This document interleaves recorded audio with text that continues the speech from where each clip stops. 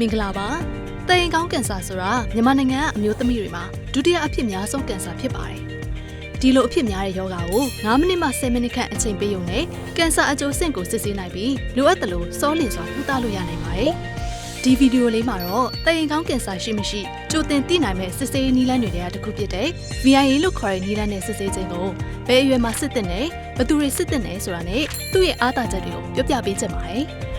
VIA ဆိုတာဟာတရင်အပေါဝကတရင်ကောင်းကင်ဆာစဖြစ်လေရှိတဲ့နေရာကိုဆေးရည်နဲ့ထုတ်ပြီးကြည့်ရှုစစ်ဆေးခြင်းကိုခေါ်တာပါဒီနည်းဟာတရင်ကောင်းကင်ဆာအကျိုးအဆင့်မှာသိနိုင်တာမို့လို့ကင်ဆာအဆင့်မရောက်ခင်ကြိုတင်ကုသမှုခံယူနိုင်ဖို့အဆင်ပြေစေပါတယ်VIA နည်းလမ်းဟာကင်ဆာအကျိုးအဆင့်ကိုစစ်ဆေးတာဖြစ်လို့အသက်30ပြည့်ပြီးဆိုတာနဲ့စတင်စစ်ဆေးသင့်ပါတယ်3နှစ်ဒါမှမဟုတ်9နှစ်တစ်ချိန်စစ်သွားတင်ပြီးတော့အသက်49နှစ်အရွယ်ထိစစ်ဆေးလို့ရပါတယ်အသက်30ပြည့်ပြီးတဲ့အမျိုးသမီးတိုင်းဟာ VIA နည်းနဲ့တရင်ကောင်းကင်ဆာစစ်ဆေးတာကိုပုံမှန်လုပ်သွားတင်ပါတယ်